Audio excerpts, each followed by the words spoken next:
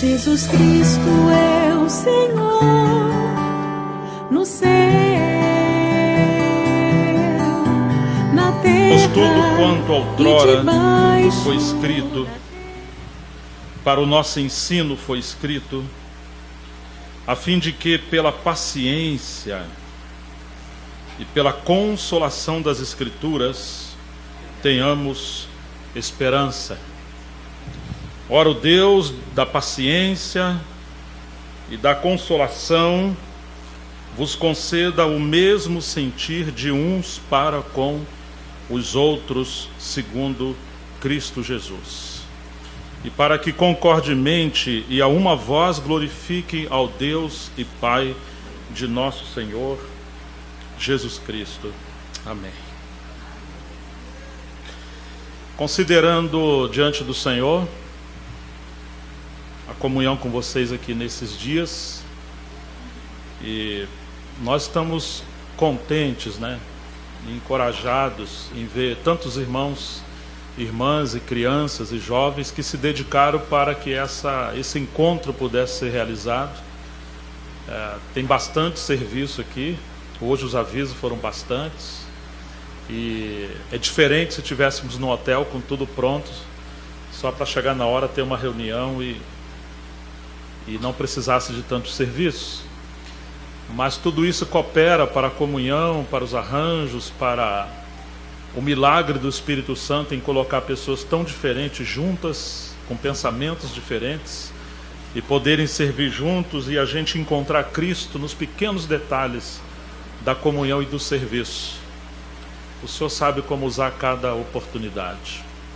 Os irmãos tiveram um tema e nós, embora queremos cooperar de todo o nosso coração e nos sujeitar aos irmãos, sobretudo devemos nos sujeitar ao Senhor juntos e procurar a direção do Senhor na sua palavra, no Espírito. E esse assunto de prosseguir para o alvo, ele é tão central, especialmente na carta de Paulo aos Filipenses, mas de alguma forma, quase sempre, ele é tomado no sentido da carreira individual. E lamentavelmente nos esquecemos que Paulo está escrevendo à igreja em Filipo, com seus presbíteros ou bispos e diáconos. Ele não está escrevendo a um cristão individual, ele está escrevendo a uma assembleia. E a vida de Paulo era uma vida de corpo. A vida do corpo é uma vida de servir e de amar os irmãos. Embora exista o aspecto da vida cristã individual e da carreira individual, mas essa carreira nunca, jamais pode ter um fim em si mesma. Essa carreira só faz sentido quando ela tem equilíbrio em dois aspectos. Uma em relação a Cristo e outra em relação ao corpo de Cristo. Obrigado, Zé. Ou seja, nunca no sentido do cristão ser um vencedor isoladamente ou uma vida cristã isoladamente. Houve um aspecto muito interessante na história da igreja quando começou as conferências de Keswick, especialmente na Europa, e depois com o irmão Andrew Murray na África do Sul. Essas conferências eram o ambiente mais alto do nível da exposição da palavra, especialmente no século XX. Alguém para falar naquela conferência deveria ter um calibre muito alto. E o assunto, quase sempre, o assunto principal era o caminho da vida espiritual, ou como dizia Ruth Paxson, que segundo o irmão Christian Shane, entre cerca de 20 expositores da palavra, ela atingiu o nível mais alto, falando sobre o assunto da vida num plano mais alto. Então eles eram gigantes espirituais. Mas nesse período existiram outros irmãos que vieram de uma linha dos puritanos, não tanto de uma linha como Tozer, da espiritualidade e dos místicos no bom sentido. Esses irmãos vieram mais de uma linha da reforma, a semelhança de Lutero, Calvino e outros. E se perfilaram numa corrente chamada puritana. Entre eles estava considerado um dos maiores expositores da palavra no século XX, que foi o irmão Martyn Lloyd-Jones. Ele nasceu no país de Gales, antes do avivamento poderoso no país de Gales, em 1904 e 1906. Esse avivamento, de maneira surpreendente, começou com crianças e jovens. O homem mais maduro, ou mais à frente dele, foi um irmão chamado Evan Roberts, com cerca de 25 anos. Aquele avivamento implodiu naquele principado de Gales e impactou toda a Europa, começando ali com a Grã-Bretanha. Milhares de pessoas foram conhecer o que estava acontecendo, e esse avivamento irrompeu para muitos lugares. Naquele período, havia o que era considerado o maior expositor das Escrituras, um irmão mestre chamado Kemp Morgan. O Kemp Morgan foi considerado o príncipe dos expositores das Escrituras. E ele declarou que ele trocaria tudo que ele tinha, todo o conhecimento dele, para ter aquele poder, aquela experiência, aquela unção extraordinária que aqueles jovens estavam experimentando e conhecendo naquele avivamento no país de Gales. Talvez nós não temos noção da importância disso, porque não sabemos direito quem foi o Kemp Morgan. Ele foi o mentor do Lloyd Jones. O Lloyd Jones foi considerado o expositor da palavra do século XX, especialmente na Europa e depois em outros lugares, como Estados Unidos, América do Norte, etc. Para o Kemp Morgan falar isso não é pouca coisa. Isso é muita coisa. John Piper, que está vivo, também um puritano, um ancião, ele falando sobre o legado do Lloyd Jones, ele diz que Lloyd Jones foi tão impactado pela questão de avivamento, que isso norteou toda a carreira do ministério dele. O assunto central, o assunto que ardia e perfilou e foi a pedra de toque do ministério do Lloyd Jones, foi avivamento e o poder sobrenatural do Espírito Santo na igreja. Ele chegou a declarar, apesar de ser um mestre expositor da Bíblia, que pregação é a razão em fogo. Se não tiver fogo e poder sobrenatural, não há pregação no sentido bíblico. O Lloyd Jones foi um homem que talvez conheceu mais sobre avivamento no século XX. Ele reuniu centenas de livros sobre avivamento. Houve um historiador recente, numa entrevista, falando sobre Lloyd Jones, ele me falou algo que me surpreendeu muito. Que apesar de Martin Lloyd Jones ter sido o homem que mais falou e mais conheceu sobre avivamento, ele nunca experimentou ou presenciou um avivamento em seu ministério em relação ao que ele viu e descobriu no país de Gales. E isso é muito chocante. Ele teve um ministério frutífero, ao ponto que ainda hoje raramente você vai encontrar alguém sério com a palavra de Deus, que tem um ministério da palavra de Deus, que não debruce sobre os ombros de Martin Lloyd Jones. Por que eu estou falando essas coisas?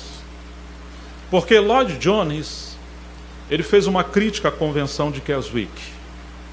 E a convenção de Keswick era aquele nível mais alto sobre a linha da vida interior, onde muitos dos gigantes, como Jesse Lewis, o Andrew Murray, o próprio Tozer, vieram dessa linha, que vieram da linha dos místicos, pós-Lutero, ou permeando o período de Lutero.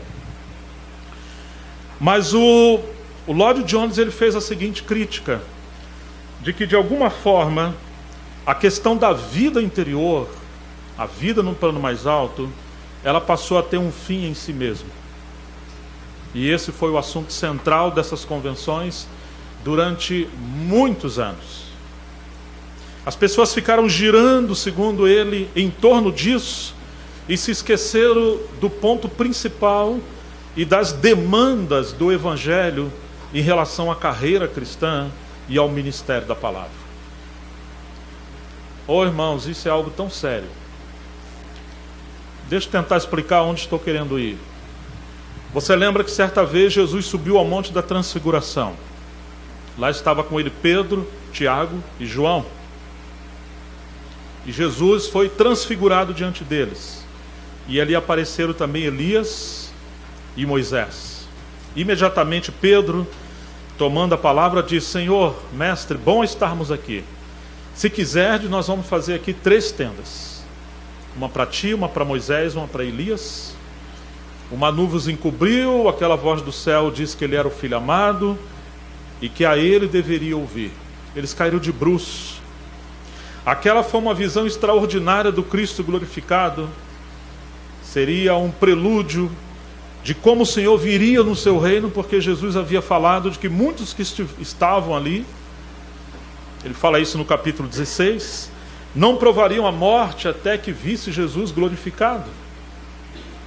Parece que eles estariam vivos até a segunda volta do Senhor, mas não. 6 dias depois o Senhor os pega e sobe o monte com eles, e ali ele se revela como ele viria no seu reino.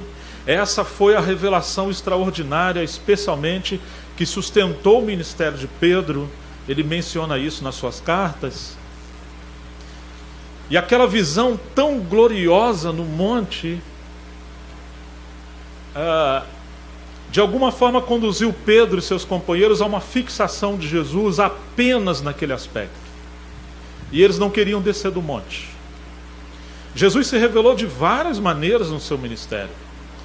Ele provocou os seus discípulos a não ter fixação. Tanto que no final, ele se revela como um jardineiro no sepulcro e Maria não o reconhece. Aos de caminhos de Emaús, ele se revela como um viajante, eles não o reconhecem. Quando eles estavam num barquinho atravessando o mar, Jesus anda sobre a tempestade, nas águas, eles pensam que era um espírito. Jesus se apresenta de diferentes maneiras, porque ele estava treinando os seus discípulos ao ministério e não queria uma fixação. Não queria que ele se baseasse apenas numa forma e confinasse Jesus de uma forma administrável, ao ponto que ele deixasse de ser o soberano Senhor que intervém na história do seu povo. Queria que seu povo fosse guiado pela voz do alto, e não pela forma transitória, limitada do Senhor, em algum momento na sua encarnação. Mas, naquele monte, aquela visão, Jesus imediatamente não atende a Pedro. Bom estarmos aqui. Não, vocês não vão ficar aqui. Há um pai no pé do monte, chorando, quebrado, porque o seu filho estava endemoniado. E o demônio sempre lançava ele no fogo e nas águas, e ninguém podia libertá-lo. Jesus desceu do monte com seus discípulos. Ou seja, aquela visão gloriosa do monte deveria gerar compaixão, misericórdia, autoridade, poder, para que não apenas ele como glorificado, mas ele como evangelista também pudesse ser valorizado pelos discípulos e eles pudessem descer do monte e pregar o evangelho. Muitas vezes nós queremos, como as convenções de Keswick, estar só no monte da transfiguração, procurando interpretar e discernir a vida num plano mais alto, o nível mais alto da carreira cristã, e vamos nos tornando uma espécie de movimento elitizado, onde nos trancamos numa corrente chamada restauração da igreja e ignora todos os demais aspectos do evangelho e de todo o legado da história da igreja. Irmãos, isso é um grande equívoco. Infelizmente, assembleias, ministérios que têm enfatizado a questão da jornada da vida cristã, no sentido da vida espiritual, ou a vida que vence, como dizia o irmão Watchmani, estão procurando, como diziam os místicos, a face sorridente de Deus, ou a nuvem do desconhecido.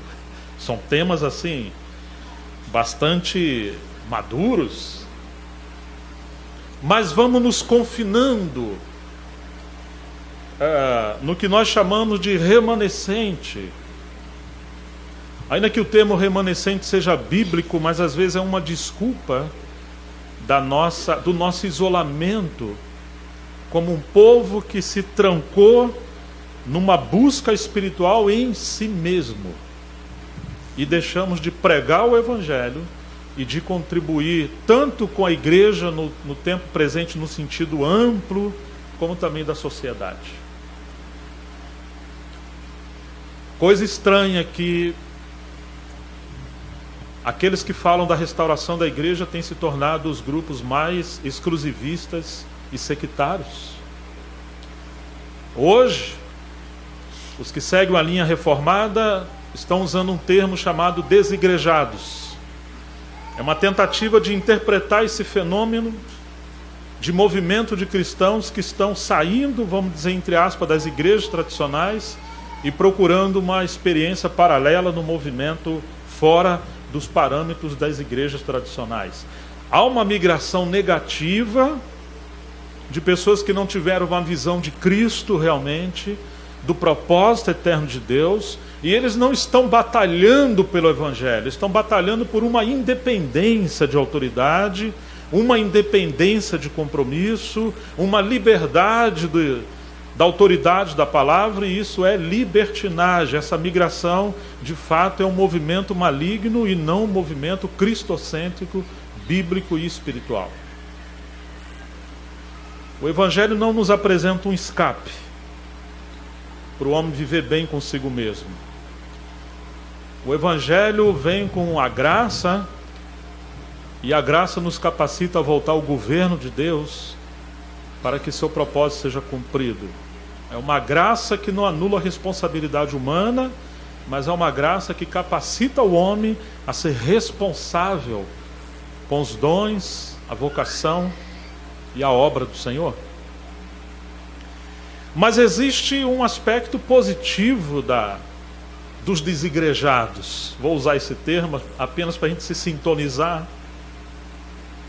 Renato Vargem, que tem sido um expositor, um pregador da palavra recente, ele colocou 4 características dos desigrejados. O primeiro são aqueles que por muito trabalho não congregam, então estão desanimados. Às vezes eles aparecem a cada 15 dias na reunião. Seria mais ou menos isso. Então não é um desigrejado rebelde, mas é apenas um desânimo e um embaraço com a sua vida, vamos dizer, social, profissional. O segundo seriam aqueles desigrejados que de alguma forma eles foram feridos pela igreja ou feridos por uma autoridade autoritária. Digamos, uma liderança manipuladora, uma liderança controladora, que de alguma forma não tem um espírito do cordeiro, seria mais ou menos assim. E sem se dar conta, eles estão machucando pessoas e empurrando essas pessoas para fora. A terceira característica que o Vargem ressaltou, eu achei bem interessante, ele chamou, numa linguagem mais livre, que seria mais ou menos os safados, os sem vergonhas, que de alguma forma eles estão procurando encontrar um meio de uma carreira autossustentável financeira, e eles estão querendo uma oportunidade para fazer um bom negócio. Pessoas que não estão sujeitas à autoridade, pessoas que não têm compromisso com a palavra, nem com o ministério expositivo da palavra, pessoas que às vezes nem sequer têm uma vocação ao ministério, mas elas querem ter uma liderança, e agora elas passam a pregar contra a liderança, contra a autoridade, contra a vida congregacional. É uma maneira de desconstruir o ministério de outros para que elas possam ter proveito.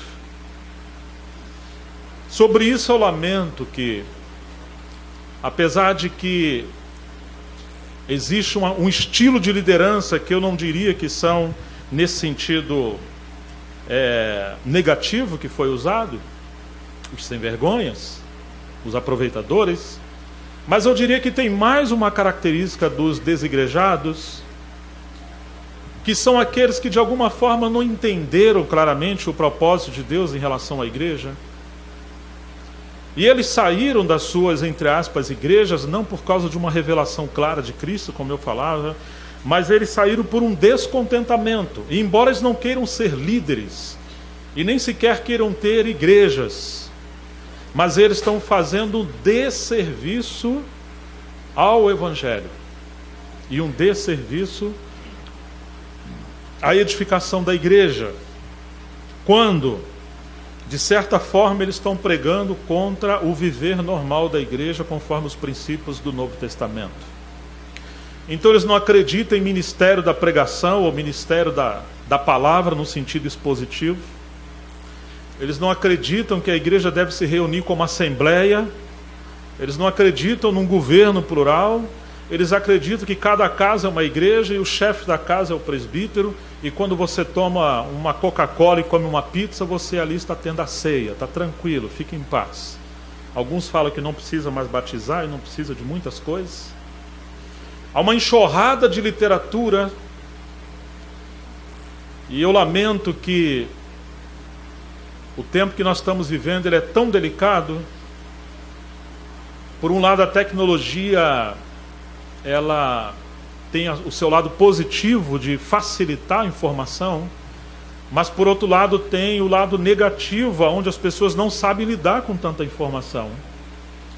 E hoje surgiram então as igrejas cibernéticas, onde o cristão fica em casa, ouvindo os pregadores que mais lhe agradam, como disse Paulo, amontoarão mestres segundo as suas próprias concupiscências, e ele simplesmente não tem uma vida de igreja conforme o Evangelho nos propõe. Eu lamento informar, mas temos livros causando muitos danos hoje. Alguns anos atrás foram publicar um livro chamado A Ordem na Igreja. Infelizmente vou ter que dar nome aos bois, para a saúde da igreja e defesa do Evangelho, como dizia Paulo. E eu recomendei ao irmão que não publicasse, porque veio da linha dos Irmãos Unidos mais fechados. E ali tem um legalismo que é o extremo da libertinagem. E foi publicado e gerou muito dano aos irmãos. Depois surgiu a literatura do Frank Viola.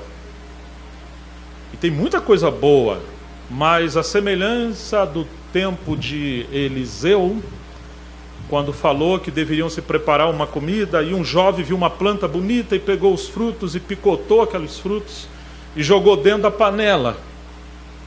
Nossa, parecia que ele estava fazendo uma coisa maravilhosa, né? Está contribuindo com a comida. E os homens gritaram: tem morte na panela. Ele colocou veneno dentro da panela. E Eliseu teve que fazer um milagre para curar e seus companheiros não morrer. Irmãos, hoje tem muita morte na panela. As pessoas, embora expositores da palavra, por exemplo, Kemp Morgan não ousava comentar um livro sem antes lê-lo 50 vezes pelo menos. E o jovem que cresceu aos seus pés, pelo menos por um ano sendo treinado por ele, T. Austin Sparks, seguiu o mesmo caminho. Depois você tem os gigantes como G.H. Lang, Pember. Alguns não ousavam escrever seus livros com menos de 40 anos de idade. Nós temos um irmão chamado George Miller que, embora quis a Israel, ele só pôde ir com cerca dos seus 80 anos. Ele teve uma promessa de Deus que iria, mas ele foi na velhice. Hoje os meninos acham que tem um ministério extraordinário, estão fazendo pregações, escrevendo livros e causando grande dano ao povo de Deus, porque embora a comida é bonita, apetitosa, mas tem morte. Alguns irmãos, avaliando as literaturas do Viola, disse: tem muita coisa boa, mas tem um espírito que desintegra o povo do Senhor. O resultado é um espírito que desagrega. Parece que a melhor obra dele seria a história da igreja no Novo Testamento e as cartas em ordem cronológica. Eu achei uma proposta muito boa do Frank Viola e eu louvo a atitude dele e recomendo, que é uma obra interessante para ler. Mas no que diz respeito ao cristianismo pagão e outras obras dele, há equívocos. As outras obras do David Dye também há equívocos, especialmente quando ele menciona alguns termos no grego, e não estão muito adequados o que ele fala. Um outro autor alemão, que escreveu o livro Casas que Transformam o Mundo, eu conheci ele pessoalmente, participei de conferências com ele. Wolfgang Simpson, e infelizmente também existem alguns equívocos. O cooperador Wayne Jacobs, que ajudou a escrever o livro A Cabana, que escreveu um livro chamado Ele Me Ama, de alguma forma parece alguém universalista, uma mensagem universalista, um hedonismo no meio da obra A Cabana, e uma teologia que foi refutada no 3º e 4º século em relação aos equívocos sobre a Trindade, um modalismo. Mas essas obras venderam milhões e outras são doadas. Alguns são irmãos queridos, outros eu tenho dúvidas se nasceram de novo, se são obreiros de Deus ou se são enviados por Satanás, por causa do dano que estão causando e o choque frontal que entra em relação às verdades das Escrituras, que são inegociáveis. E nós devemos considerar essas coisas, porque de alguma forma muitas igrejas joviais, elas estão vagando em tempestades por ventos de doutrinas, como meninos desenfreados atrás de novidades.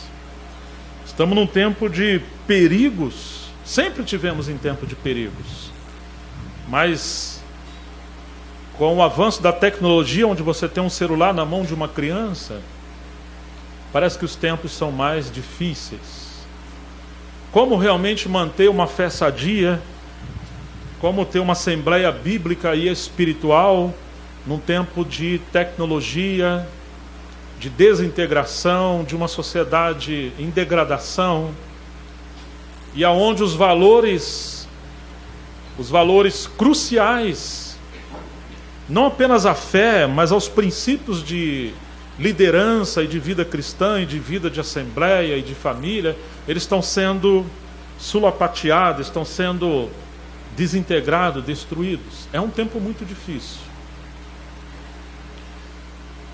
E às vezes nós temos que falar um pouco essas coisas para nos despertar e nos impactar no sentido de voltar à responsabilidade espiritual. A jornada cristã não é tão simples assim. E nós não deveríamos ter tanta liberdade quando lidamos com a palavra do Senhor. Eu gosto especialmente do que os irmãos unidos falaram certa vez sobre liderança. Duas coisas eles pontuaram. Primeiro, não temos um ministério exclusivo, mas nós temos um ministério reconhecido, estabelecido. Ou seja, não somos exclusivistas, mas também não somos democráticos ao ponto de que a igreja é um lugar onde qualquer um pode fazer o que quer, na hora que quer, como se fosse um Melquisedeque, não tem princípio nem fim, ele apareceu. Não é assim, irmãos. Nós vamos encontrar que os líderes que Deus usou tiveram um histórico, tiveram uma jornada. E que mesmo Jesus, quando perguntaram a ele com que autoridade ele fazia aquelas coisas, ele respondeu. Uma resposta retórica. Ele disse: se vocês me responderem o que eu perguntar, então eu respondo. O batismo de João foi do céu ou dos homens? E agora? Se falar que fomos dos céus, por que não fomos batizados? E se falar que o batismo era dos homens, corria o risco de serem apedrejados, porque todos tinham João Batista como um profeta enviado por Deus. Mas o que Jesus estava querendo mostrar é que, como eles perguntaram com que autoridade ele fazia aquilo, ele estava dizendo: eu não vim em meu próprio nome, eu não me auto-estabeleci, eu não estou reivindicando uma liderança. Não. Se vocês reconhecerem que João foi enviado por Deus, ele é o anjo do Senhor que o profeta falou que iria preparar o caminho para ele. Ou seja, Jesus teve um precursor. Mesmo ele sendo Deus feito homem, o Messias, ele teve que ser introduzido para o cumprimento das profecias, da palavra profética, e por João Batista. Ora, se ele sendo o mestre não se introduziu, como alguém pode introduzir a si mesmo e reivindicar algo a si mesmo, sem ter um histórico de vida, de assembleia, de ministério e de formação? Não uma formação acadêmica que eu me refiro, mas uma formação de uma escola bíblica e espiritual, no sentido de expediente, de ministério. Isso é muito sério.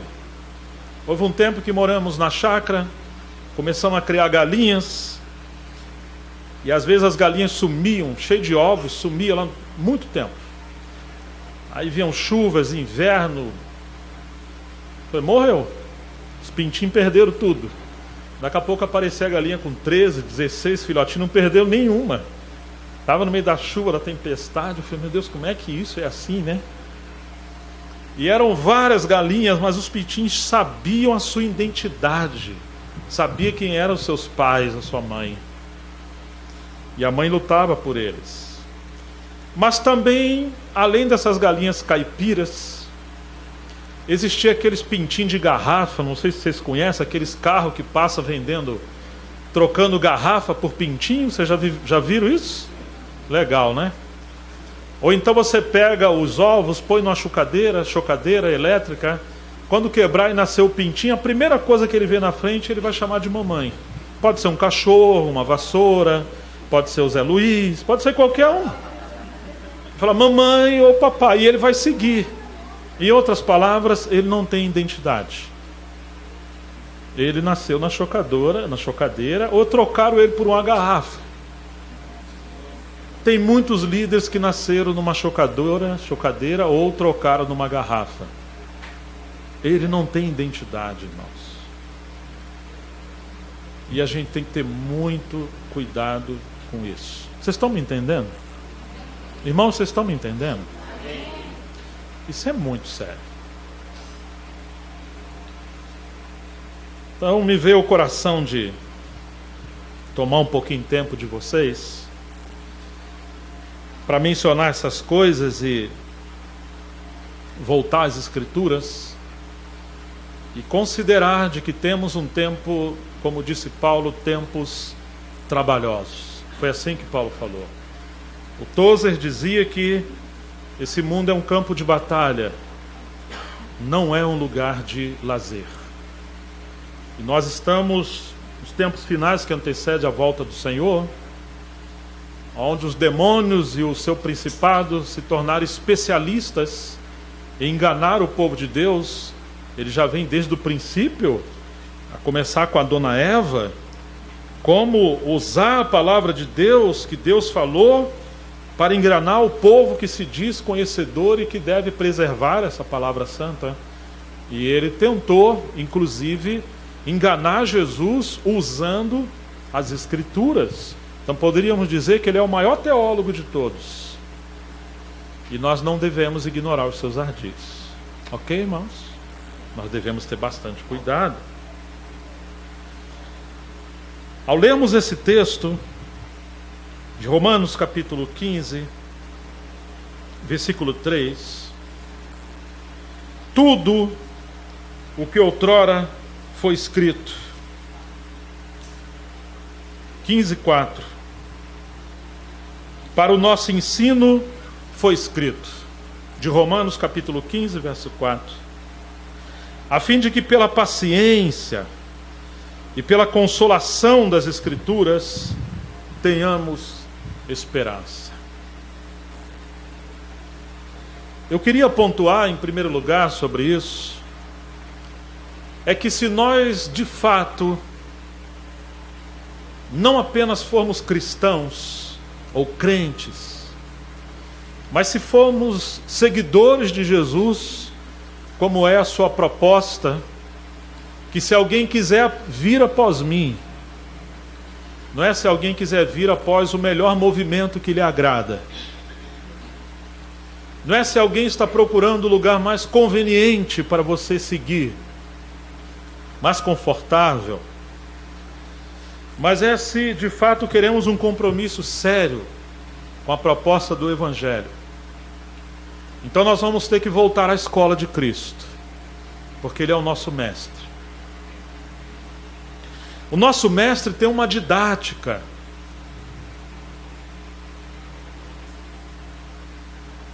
E é interessante que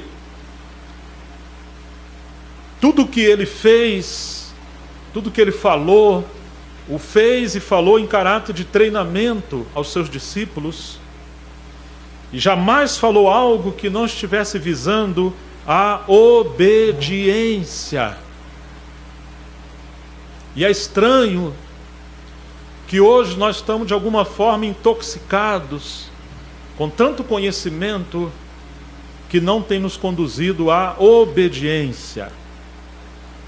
Se nós obedecêssemos talvez 2%, 5% de tudo que sabemos, teríamos um avivamento impactante ao que Lloyd Jones tanto buscou. Ou seja, irmãos, que esse texto está mostrando para nós que entre a didática de Deus, uma das formas dele nos ensinar é através da história. A história, por um lado, ela é fato que estava acontecendo, e ao mesmo tempo o Senhor estava usando a história como uma tipologia, como uma profecia histórica que serviria de lições para uma geração posterior no tempo da graça. De maneira que, se quisermos conhecer o que Deus está fazendo, e se nós quisermos evitar os equívocos que os nossos pais no passado cometeram ao querer praticar o bem, nós vamos ter que rever a história e conhecer a Deus não apenas como nosso Pai, mas também precisamos conhecê-lo como Deus que intervém na história. O Deus soberano, o Deus que coordena os reis, as nações, pavimenta as estradas, para que o seu propósito possa percorrer por todas as eras. De forma surpreendente, alguns acreditam que não precisamos mais do Velho Testamento. Esses são os irresponsáveis com a palavra. Porque se teve alguém que valorizou o Velho Testamento, esse alguém foi o nosso Senhor. Ele veio segundo as Escrituras, ele veio para cumprir as Escrituras, ele viveu segundo as Escrituras, ele pregou as Escrituras, e ele interpretou as Escrituras, ele viveu como um relógio de precisão no pulso no Evangelho de Lucas, porque quase todas as suas ações, as suas falas e os acontecimentos, dizia Lucas, essas coisas aconteceram para que se cumprissem as Escrituras. De maneira que tudo que foi outrora escrito, não foi escrito simplesmente para aquela época, mas ali estavam as sementes que Deus lançou desde o Gênesis e que foi regrada pelos profetas e podados pela história, até que o fruto nasceu nos evangelhos. E depois nós temos uma árvore chamada videira no capítulo 15 de João, e Jesus falou que o Pai poda o fruto que não, a vara que não der fruto. E aí nós temos as cartas de Paulo, seus ensinamentos, as suas doutrinas, até chegar o tempo da colheita no livro de Apocalipse. Ou seja, tudo que outrora foi escrito para o nosso ensino foi escrito. Imagina Jesus falando aos mestres da lei: errais por não conhecer as Escrituras. Uau! Eles eram os mestres das Escrituras. Qual era a crítica de Jesus? Outra vez Jesus falou: vocês não têm lido? Em Mateus 19, quando eles perguntam se o homem poderia repudiar sua mulher por qualquer motivo, falou: vocês não têm lido o que Deus falou desde o princípio? E eles, redarguindo a Jesus, diz: mas Moisés mandou dar carta de divórcio. E Jesus diz: não, Moisés não mandou não.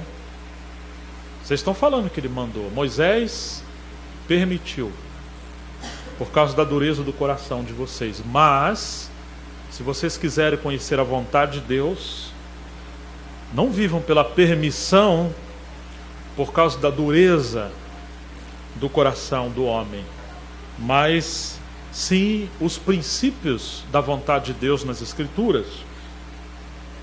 Vocês não têm lido, vocês não entendem, vocês examinam as Escrituras, mas ignoram o essencial das Escrituras. Como assim, se eles eram os mestres das Escrituras? Eles estavam lendo as Escrituras de forma equivocada.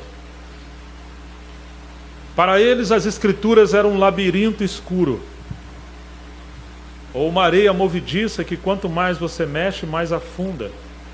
Porque eles não conheciam o espírito das Escrituras, porque não conheciam a chave das Escrituras. Jesus diz: vocês examinam as Escrituras porque julgais ter nelas a vida eterna. Vocês estão lendo errado. Vocês não vão achar a vida eterna nas Escrituras. As Escrituras dão testemunho de mim. E quem tem um filho tem a vida eterna, porque ele é a vida eterna. E quem não tem um filho não verá a vida, mas a ira de Deus cairá sobre ele. Ou seja, é impossível ter a vida eterna lendo as Escrituras e anulando ou excluindo a própria vida eterna, a qual as Escrituras apontam que é uma pessoa, e é Deus, e é homem. Eles estavam na periferia das Escrituras, mas não no coração das Escrituras. Tudo aquilo que as Escrituras ensinaram no Velho Testamento, de alguma forma eles não aprenderam as lições essenciais do espírito das Escrituras. O autor aos Hebreus fala assim: olha, o essencial do que temos dito é... Meu Deus, é assim que você tem que ler as Escrituras, é assim que eu tenho que ler as Escrituras. Quando lemos a Escritura, o que ela quer dizer? Quando lemos as Escrituras, o que é o essencial? E ele diz que, o livro de Hebreus diz assim: querendo dar a entender com isso o Espírito Santo. O que o Espírito Santo queria dar a entender quando ele falou do tabernáculo? Quando ele falou da mobília do tabernáculo? Quando ele falou de toda aquela liturgia? O que de fato ele queria dar a entender? E eles conheciam todas essas coisas, mas eles não conheciam o que o Espírito Santo queria dar a entender. E eles não conheciam o essencial das Escrituras. Ou seja, irmãos, de alguma forma o judaísmo do primeiro século pode ser comparado ao cristianismo desses últimos tempos. Se você comparar o povo de Deus ao tabernáculo, o judaísmo ficou no ato exterior. Aqueles que creram em Jesus por milagres, eles tateavam no lugar santo, e Betânia e os discípulos representavam na tipologia como Jesus no Santo dos Santos. Comparando aos evangelhos, João está no Santo dos Santos. Marcos parece estar no ato exterior. Lá você tem bastante barulho e expulsão de demônios. Mas o descanso do Senhor está em João. Ali você tem o coração do Senhor, mas você também pode encontrar ele no meio da multidão, ou ele nos confronta com os mestres em Jerusalém. No tempo que nós estamos vivendo, ou você vai seguir o cristianismo apostatado, o cristianismo entre a multidão que está seguindo Jesus em torno de milagres, da teologia da prosperidade, em torno de uma nova onda, de um cristianismo mais eclético, onde inclui tudo, heterogêneo, você tem de tudo, mais contemporâneo. Ou você vai seguir o Senhor de uma forma, digamos, numa igreja tradicional, conservadora, histórica, vamos dizer como no lugar santo aqueles judeus que são ortodoxos, ou nós vamos voltar ao Santo dos Santos e querermos conhecer de fato o espírito da palavra para o tempo do fim, conhecermos o relógio profético de Deus, a que hora nós estamos no tempo do Senhor e como servir o Senhor nesse tempo que nós estamos vivendo. É claro que o Shekinah de Deus vinha no Santo dos Santos e queria encher o lugar santo e chegar ao átrio exterior de maneira que os sacerdotes saíssem. Isso aconteceu na visitação da glória do Senhor, quando Moisés consagrou o tabernáculo. E nós vemos a glória do Senhor também no livro de Ezequiel, quando a glória enche o templo a partir do Santo dos Santos. Então você tem a plenitude do Senhor. O Senhor não quer um polvinho escondido, mas Ele quer que de fato nós voltemos à arca de Deus no Santíssimo. Entre o equilíbrio dos dois querubins, não podemos estar nem no extremo e nem em outro. Nós precisamos estar entre os querubins, digamos, entre as correntes do ministério na história da igreja, que se complementam uns aos outros, para termos o equilíbrio da palavra de Deus no tempo que nós estamos vivendo. E Deus não fala nos extremos, Ele fala, como dizia o irmão Dino, entre os querubins na arca, acima do propiciatório que representa o nosso Senhor e o seu sacrifício. Tudo que outrora foi escrito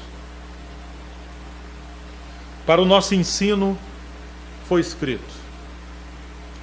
Se não conhecemos a história, seremos vítimas, entre aspas, da sua maldição. Cometeremos os mesmos erros da história. Hernandes Dias Lopes, alguém que eu recomendo a leitura e as suas pregações, porque ele é um expositor atual, muito coerente com as Escrituras. Eu gosto de recomendar para a gente não estar comendo palha e comendo lavagem, achando que é comida do céu. Então honra quem tem honra. Ele dizia: ou a história será a nossa mentora, ou a história será a nossa coveira. Ou seremos instruídos por ela, ou seremos sepultados por ela. Ou nós aprenderemos as lições da história da igreja, as lições das intervenções de Deus no tempo com seu povo, ou nós andaremos cegos no orgulho, achando que temos prerrogativas e que somos pioneiros e originários de alguma coisa, e na verdade estaremos voltando a cometer as tolices dos orgulhosos do passado, que andaram sozinhos e ignoraram aqueles que Deus usou no passado. Que lástima que os jovens querem queimar pontes e não valorizar os pais da história da igreja. Que terrível quando lemos uma corrente de ministérios e ignoramos todas as demais vertentes da história da igreja. Os espirituais se tornam místicos, os pentecostais neopentecostais. Você imagina isso? Os conservadores se tornam eruditos, acadêmicos, mas perde a espiritualidade, o fervor do Espírito Santo. Quando nós ignoramos as intervenções de Deus na história, nós cometemos os mesmos erros. E sem se dar conta, nós repetiremos as mesmas tragédias. E infelizmente, cada vez mais em níveis mais danosos. A serpente, em Gênesis, comeu tanto pó, que representa a carne do homem, não apenas o pecado. E quando eu falo carne, nós temos as obras negativas da carne, mas também temos as boas, entre aspas, obras da carne. Quantas coisas boas se cuida está fazendo em nome do Senhor, e estamos cometendo equívocos. Como dizia um outro autor chamado Gene Edwards, cristãos crucificados por cristãos. Quantas vezes cristãos estão crucificando cristãos em suas fogueiras de críticas e exclusões, por não reconhecer, digamos, a multiforme sabedoria de Deus, a multiforme graça, as muitas formas de ministérios e dons. Então acabamos perseguindo aspectos do ministério, da experiência e da própria palavra, porque esses aspectos nós não conhecemos e não partimos de nós, e se não parte de nós e não conhecemos, só pode ser do diabo, não é de Deus. Temos que queimá-los. Não foi apenas a Igreja Católica que queimou mestres da espiritualidade do passado. A Igreja Protestante, no sentido histórico, também cometeu as suas atrocidades. E quantos hoje nós não matamos com a nossa crítica, com a nossa precipitação, com as nossas acusações, porque nós às vezes não conhecemos o Deus que intervém na história? Deixa eu contar algo para minha vergonha. Quando eu era bem jovem, eu comecei a ler John Walker. E eu cheguei a uma literatura dele e comecei a riscar. Isso aqui é heresia. Não, isso aqui ele está equivocado. Eu era um garoto. Não tinha trocado as fraldas ainda em relação ao ministério.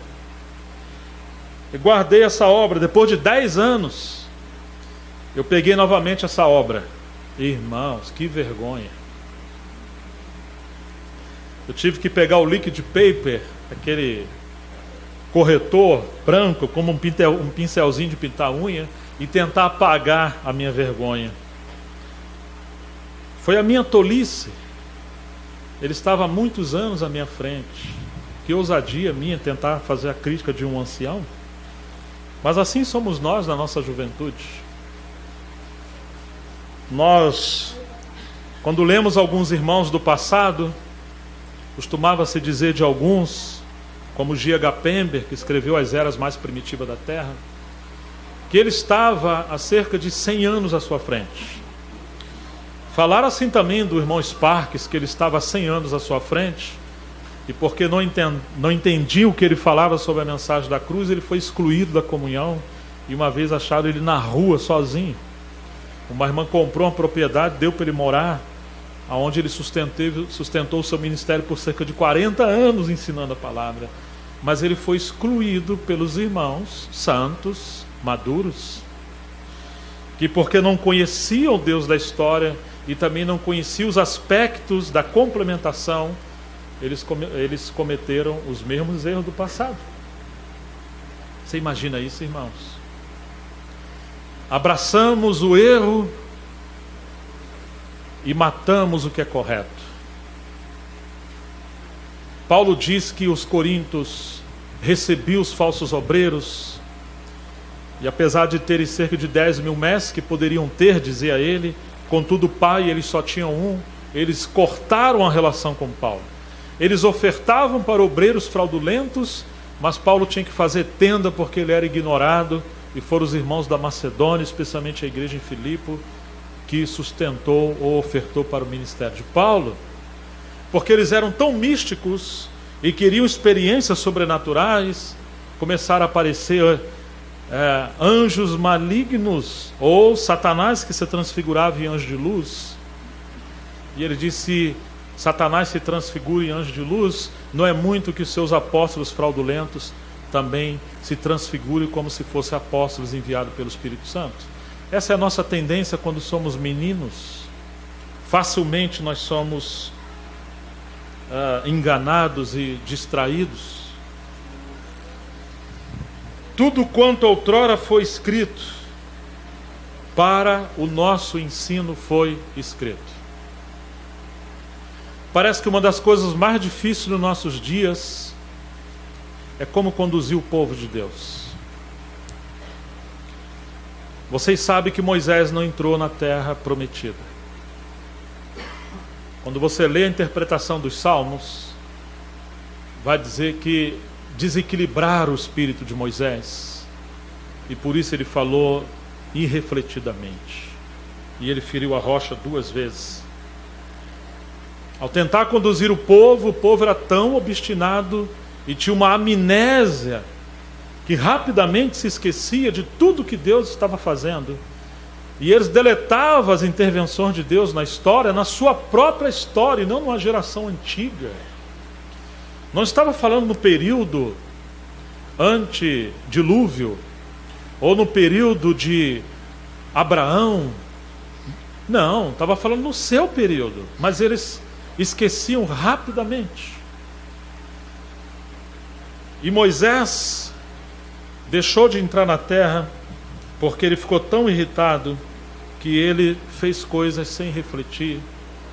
E esse tem sido um problema grave, que de alguma forma tentar conduzir um povo que não se permite ser ensinado, não no sentido simplesmente do ensinamento à semelhança dos gregos, o ensinamento na base da razão ou do conhecimento, mas o ensinamento na cultura dos judeus, que fé é obediência, crer é realizar, crer é você abraçar o que você entende e evidentemente praticar e se fazer um só com aquilo que você pensa. Hoje nós balançamos a cabeça que estamos entendendo e amanhã já não esquecemos, não lembramos de nada. Irmãos, e uma das formas que Deus escolheu em nos ensinar é contar história. Por isso você fará muito bem se você gastar mais tempo com os irmãos mais velhos e as irmãs mais velhas. Se alguém é imaturo, ele vai evitar as crianças e os mais velhos. Os mais velhos porque vão contar história e vão nos advertir em relação aos fracassos, os perigos. Eu falo, mas eles repetem tudo de novo. Você esqueceu o que o irmão leu hoje? Não vos canso de vos falar as mesmas coisas. Nós somos tão tolos que o Senhor precisa repetir muitas vezes as mesmas coisas. E as crianças, porque são agitadas, mas as crianças devem nos transmitir a doçura da simplicidade. Jesus falou que quem não se fizer como uma criança jamais herdará o reino. E hoje falta humildade. Encontramos pessoas com espadas sangrando, usando o conhecimento para ferir os seus irmãos. E poucos irmãos com uma bacia e uma toalha para lavar os pés dos seus irmãos. Que Deus tenha misericórdia de nós. Tudo que outrora foi escrito para o nosso ensino foi escrito. Irmãos, será que de fato queremos aprender? Será que de fato queremos ser ensinados? E será que estamos dispostos a abraçar o ensinamento para que a nossa coroa seja a obediência e não o conhecimento? A fim de que pela paciência... Uau! Sua Bíblia tem a palavra paciência? Tem? Pois é, irmãos. A fim de que pela paciência e pela consolação das Escrituras. Duas coisas ausentes no nosso tempo com muita facilidade. A primeira, paciência. Amiga da longanimidade. Paulo falando aos Efésios capítulo 4, quando diz para a gente seguir a vocação de acordo como fomos chamados, com toda longanimidade. Nós devemos andar. Não é para parar, mas também não é para correr. É para andarmos com longanimidade, com humildade. Mas nesse tempo nós queremos tudo para onde? para ontem. Vocês já repararam que até os métodos de ensinamentos,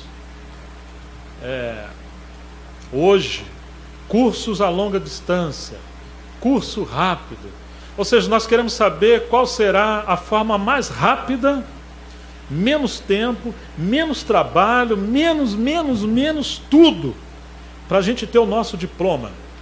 Não para aprender, é porque nós queremos ter o nosso diploma. E hoje, quanto mais se corre, menos se aprende, porque tudo que de fato é com excelência e com nobreza, com realidade, demanda tempo.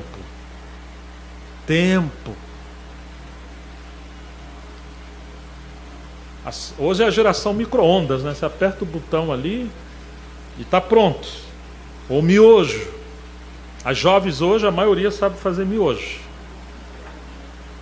Mas uma macarronada, uma comida especial, não sei, tem que contar a dedo. E os varões, quando vão casar, pode ter certeza que eles não vão viver de miojo e pizza. Fica aí o alerta, né? Eu, quando fui casar, prestei bastante atenção nisso também. Não apenas bonitinha, não apenas espiritual, mas se ela também podia me ganhar pelo estômago, será ela uma boa? E ganhou. Graças a Deus. Sou magrinho de ruim, como diz os amigos. Mas, irmãos, pela consolação, pela paciência e consolação das Escrituras, muito interessante que a palavra consolação vem da mesma origem do consolador ou paracleto. É surpreendente que às vezes imaginamos uma consolação, uma visitação, um avivamento, o trabalhar de Deus conosco, porém um trabalhar de Deus conosco não de acordo com as Escrituras. Você não pode esperar que Deus fale com você se a sua Bíblia estiver fechada. Você não pode reclamar se Deus não fala com você se você não lê as Escrituras. O Espírito Santo é o Espírito da Palavra. E o Espírito da Palavra é o paracleto que nos consola, nos encoraja, nos fortalece, nos anima, nos norteia, nos cobre de cuidado. Hoje nós precisamos de consolação. Lastimavelmente, encontramos um povo deprimido, melancólico, fraco, porque é um povo despido do Espírito das Escrituras. É um povo que está atrás de experiência, mas não da experiência do Deus das Escrituras, mas sim do Deus do monte, ou do Deus do meu quarto, ou do Deus daquele movimento, ou daquela... Isso é um perigo. A Jaspin Lewis dizia que a base da possessão demoníaca é a passividade. Se um demônio não vai entrar dentro de você, pelo menos ele quer possuir a sua mente e a sua alma. E é capaz que hoje temos muitos cristãos oprimidos, porque os cristãos conseguem gastar muito tempo na televisão, muito tempo no celular e nas redes sociais, mas não conseguem ler as Escrituras. Então isso é um sinônimo, é um sinal de que estamos vivendo uma geração, talvez um dos períodos mais fracos do tempo, ou da história do cristianismo por cerca de 20 anos. Os grandes clássicos da história da igreja não nasceram nessa geração. Nasceram num período onde os homens não tinham cabelos nos seus joelhos porque eram homens de oração. E eles gastavam horas debruçados nas Escrituras, procurando encontrar a revelação da palavra, e especialmente para obedecer. Ainda hoje os grandes dicionários não são no tempo da tecnologia. Eles nasceram e eu fico imaginando quanto tempo eles levavam para esquadrinhar as Escrituras. Eu pedi na última conferência em Sorocaba que os irmãos que nós estamos encorajando para novos ministérios, que fizesse uma simetria na história da igreja, em ordem cronológica. Viu o seu Antônio de Penápolis? Você estava lá? Sim. Eu estou falando do Antônio que falou, não, fica tranquilo, eu acho que a gente já tem isso pronto lá com o irmão Deus. Eu falei, ok, então depois eu converso com você. Porque... tentando ver em que período da juventude desses homens eles começaram a ser despertados e usados por Deus. Porque hoje, o que nós chamamos de menino ou jovem são os marmanjos de 30 anos. E eles estão morando com seus pais, muitos levando uma vida leviana, protegido pelas mães, suas advogadas, não tem uma vida intensa com Deus, são fracos em personalidade, não têm uma vida acertada na questão de carreira profissional e querem casar. Por isso que eu tenho um Rottweiler. Tinha até pouco tempo, morreu, estou querendo comprar outro. Irmãos, Christian Shane começou a ser visitado por Deus com 14 anos. Kemp morre com 13. Spurgeon com 15. Lloyd Jones era um jovem. Alguns começaram a estudar o grego e o hebraico com 13, 14 anos de idade. Esses homens com 16, 17, 18 já eram pregadores extraordinários. Alguns assumiram igrejas na sua liderança com 20 anos. O Homem Espiritual, pelo Atmani, foi escrito com seus 23 anos de idade. Você imagina o nosso estado que nós estamos vivendo?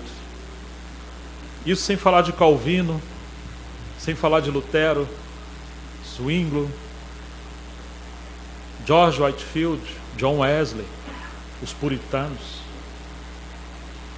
Nós estamos num tempo muito difícil, irmãos e irmãs, que nós precisamos voltar a aprender as lições das intervenções do Deus da história. Que se quisermos de fato ser uma igreja bíblica e espiritual e sermos cooperadores no Deus do Senhor nesse tempo que nós estamos vivendo, nós vamos ter que aprender as lições daqueles que foram usados por Deus, não apenas no Velho Testamento, mas também nesses últimos 2000 anos de história da igreja. Quantas coisas importantes. Ah, irmãos, às vezes queremos saber algumas coisas profundas da palavra, mas seria como dar serrote, peixeira, faca na mão de crianças. As ferramentas são maravilhosas e necessárias, mas quando elas vêm para as mãos das crianças, começam a causar tragédias, não é verdade? E um dos problemas que nós temos hoje, muitas ferramentas, mas onde estão irmãos maduros e irmãs maduras? Nós temos crianças se machucando umas às outras, porque quanto mais se sabe, existe uma pseudo-espiritualidade. Não nos tornamos mais simples e mais servos, mas mais arrogantes e mais competidores uns dos outros. E esse texto fala para nós que pela paciência e pela consolação das Escrituras, tenhamos esperança no meio de um tempo de crise, um tempo difícil. A Bíblia nos chama a esperança na glória de Deus, tanto na volta do Senhor, como a esperança da sua glória, que é Cristo em nós. Ora, o Deus da paciência, e Paulo fala, e o Deus de toda consolação, em 2 Coríntios.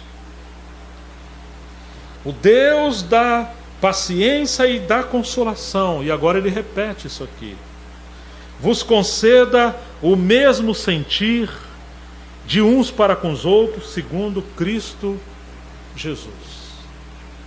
A única forma de termos o mesmo sentir de uns para com os outros é se for segundo Cristo Jesus e não segundo a nossa experiência, não segundo o nosso pensamento, não segundo o que a gente acredita. Cristo é o nosso modelo e Ele é a resposta de tudo aquilo que nós necessitamos. Na verdade, só há comunhão autêntica e serviço autêntico por meio de Cristo e não simplesmente por afinidades pessoais. Mas eu fico impressionado que, ao mesmo tempo que Paulo ele mostra a necessidade de paciência e de consolação, ao mesmo tempo ele mostra que isso vem pelas Escrituras e que o avivamento, a paz, a doçura, a presença santa de Deus, o encorajamento que tantos nós necessitamos, ele vem pelas Escrituras. Quando aprendemos o que tudo que outrora foi escrito para o nosso ensino foi escrito. Queridos, que nesses dias que nós estamos reunidos com a graça de Deus, o Senhor possa nos trazer esse senso tão forte de que nós não somos um povo que, digamos, surgiu simplesmente agora nesse tempo, mas é um povo desassociado de uma obra de continuidade que Deus vem fazendo ao longo da história. Se nós ignoramos a história, se nós ignoramos que temos uma responsabilidade com o legado que os nossos pais nos deixaram, nós nos perdemos na corrente da obra de Deus geracional, ou seja, aquilo que Deus vem fazendo de geração em geração. Nós não vamos entender o tempo de Deus, nós não vamos entender as implicações do nosso tempo, nós não vamos entender a responsabilidade da nossa geração, nós não vamos entender os cumprimentos das profecias para o nosso tempo. Nós vamos ficar atrasados ao mover de Deus. E se essa é a nossa situação, Deus nos chama ao arrependimento. Porque certamente, se formos apenas meninos que queremos brincar de espiritualidade, de igreja, Ele levanta outros mais sérios, que não estão pensando em si, não estão pensando em perder tempo, estão pensando em um compromisso sério com Deus. Para nós estarmos aqui hoje, sangue, muito sangue, foi derramado por muitos irmãos e obreiros no passado. Deus tenha misericórdia de nós. Deus tenha misericórdia de nós, irmãos. Deus tenha compaixão de nós. Eu vou recomendar que os irmãos de hoje para amanhã pudessem ler o livro de Ageu. São só 2 capítulos. E se o Senhor nos der graça, amanhã gostaria de tocar em alguns pontos que outrora foi escrito, para o nosso ensino foi escrito, para que pudéssemos nesse tempo ter paciência e consolação, conhecendo o Deus que intervém na história e que fez coisa naquele tempo, pensando no nosso tempo. E que muitos dos problemas que nós temos hoje, inclusive, às vezes, o senso de abandono de Deus, como se estivéssemos esquecidos por Deus, tem muito a ver com o que Deus falou para não fazer e às vezes nós fazemos. E por aquilo que Deus espera que façamos, e simplesmente nós estamos distraídos. Que o Senhor possa ganhar o nosso coração. Essa mensagem de hoje ela é mais uma palavra para abrir o nosso apetite e nos encorajar e nos atrair para perto do Senhor, para querermos conhecê-lo no tempo que nós estamos vivendo, de acordo com as Escrituras e como continuidade da obra de Deus na história. E que graças a Deus chegamos até aqui. Amém? Já pensou, irmãos, no dia que nós encontrarmos nossos amados irmãos do passado, mas se não soubermos nada sobre eles? Você já ouviu falar de William Law? Você já ouviu falar de John Tauler? Você já ouviu falar dos místicos da espiritualidade? Já ouviu falar dos monges que morreram ou viveram no deserto? Você já ouviram falar daqueles que foram apedrejados ou queimados para que hoje pudéssemos estar aqui? Você sabe quem foi John Hus? Estão entendendo, irmãos, a gravidade disso? Hoje, irmãos, conhecem muito bem sobre filmes de Hollywood. Se falar sobre futebol, alguns sabem um pouco de política, outros, mas irmãos, e de história da igreja? Se você quer ser usado por Deus, seja um homem que conheça a história da igreja e uma mulher que estude a história da igreja. Você vai ser um inútil nas mãos do Senhor se você for pobre na cultura bíblica e na cultura da história da igreja. Então comece hoje, nós estamos atrasados. Se puder, faça jejum de televisão. E use o seu smartphone para você pode ouvir audiobooks. Enquanto você está dirigindo, ou está no ônibus, ou está na fila do banco, aonde você estiver, leia bons livros. Ouça bons ministros. Não perca tempo. Nós estamos muito, mas muito atrasados ao relógio de Deus. Não temos tempo a perder, irmãos.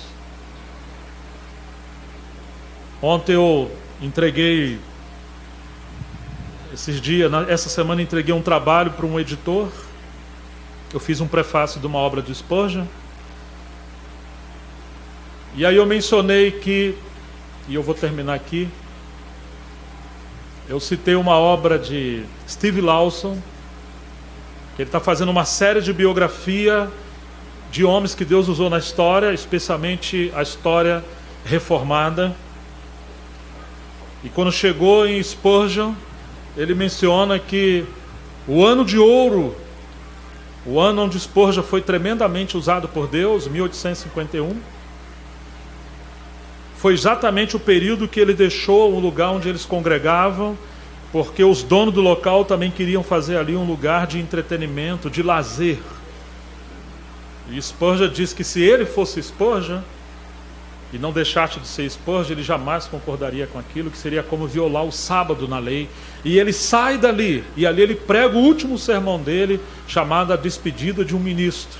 Oh, irmãos, vocês deveriam ler essa pregação. Vai sair um livro agora, pela Clássico e o Pão Diário, uma coedição, chamada Viva a Tua Obra.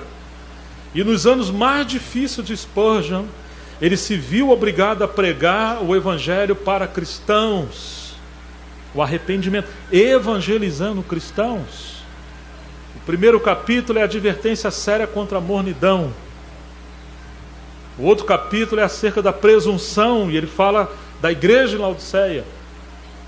Ele prega o retorno à santidade no capítulo 3, a despedida de um ministro. E ele fala que o cuidado e o zelo que os ministros de Deus deveriam ter, porque se a igreja hoje é fraca e apostatada, isso é consequência do ministério que está pregando levianamente a palavra nos púlpitos. E infelizmente em alguns lugares nem púlpito existe, porque as pessoas acham que ser espiritual é não ter púlpito nem ministério da palavra. Isso é um trampolim para o inferno, quando nós aniquilamos o ministério da palavra bíblica e expositiva. Mas o que chamou a atenção do meu amigo é que eu mencionei que na história chegou uma hora que o Spurgeon ele rompeu com a Convenção Batista no final da sua vida. E a Convenção Batista, ele foi um desigrejado. Falei para esse meu amigo, desculpe, agora você está entendendo que existe um outro aspecto do desigrejado, que eu diria que seria o quinto aspecto. que são aqueles que caminharam à margem do cristianismo quando o cristianismo se tornou apostatado, secularizado, e os homens de Deus saíram dessa cristandade para seguir uma linha cristocêntrica e bíblica. E aí nós temos vários, como os puritanos, anabatistas, o movimento dos morávios, o conde Zinzendorf e tantos outros. Mas o Spurgeon chegou assim no final da sua vida, ao ponto que fizeram uma espécie de credo, de acordo entre eles, para começar a fazer uma crítica às pregações de Spurgeon, os pastores, porque Spurgeon estava se tornando um perturbador Israel, à semelhança de Elias. Lembra que mataram os profetas e apedrejaram os que eram enviados? Ainda hoje fazem assim. As pessoas querem uma pregação mais light, pobre culturalmente, pobre de interpretação, pobre de história, pobre de interpretação, uma água com açúcar, que massageia o ego e a pessoa sai daqui bem, se sentindo bem. Não, irmãos. Precisamos de perturbadores que nos roubam o sono, que traga a presença de Deus de volta, que fale que o juízo de Deus cedo vem, e que Deus também é um Deus irado contra o pecado. Jonathan Edwards pregou um sermão que as pessoas gritavam e agarravam as pilastras porque estavam com medo da terra se abrir e eles irem engolidos ao inferno naquele dia. Ele passou alguns dias jejuando antes de pregar, e é disso que nós precisamos hoje, de homens cheios do Espírito Santo, que nos tragam de volta a presença de Deus e nos colocam diante da presença de Deus. O próprio irmão do Spurgeon se uniu a esses que se opuseram a ele, e ele achava que estava fazendo a coisa certa. Cerca de 4 anos depois, aproximadamente, Spurgeon morreu com 57 anos de idade. Ele foi reconhecido como o príncipe entre os pregadores, o homem da boca de ouro, como dizia Christian Shane. Mataram esse homem, pelo menos ajudaram a matar ele. Vocês estão me entendendo, irmãos? Irmãos, vocês estão me entendendo? Alguns profetas morreram de desgosto, porque o povo não queria ser um povo ensinável, queria ser um povo zen. Que Deus nos livre disso, que Deus tenha misericórdia de nós, que possamos ouvir o que o Espírito Santo quer falar conosco nesses dias, e que naquele tempo falou: John Huss, eu ouvi falar de você, e nós possamos ler histórias de jovens mulheres e jovens moços, homens que foram mortos, martirizados, para que hoje pudéssemos estar aqui. Tem um livro muito bom chamado O Livro dos Mártires, George Fox. Faz muito bem você começar a ler isso. Nós temos muitos livros bons. Eu quero saber da biblioteca dos irmãos, viu? Estou vendo uma televisão bem grande em todo lugar que eu vou. Uns celulares bonitos, 2.000, 3.000 reais. Queria saber como é que está a biblioteca dos irmãos e a biblioteca das igrejas. A sua igreja, a sua assembleia local tem uma biblioteca, irmãos? E se tem, estão lendo? Vocês têm o hábito de ler bons livros? Vocês têm um momento para discutir literatura e história? Como que nós estamos nisso aí, irmãos?